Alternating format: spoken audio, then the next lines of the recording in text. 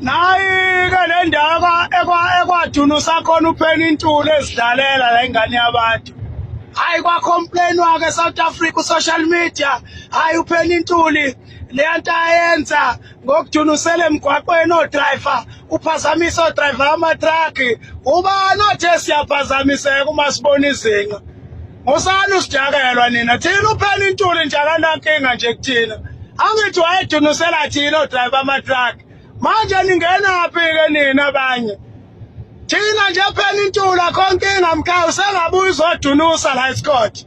As long usadunusela thina nje odriver sinankinga thina. Bakudakelwa nje bonke laba bathi uyasiphazamisa.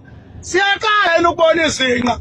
Buya wena Penny Ntuli uzoma la eScott uphinde udunuse. Isambane News sibuya nazo sishisa.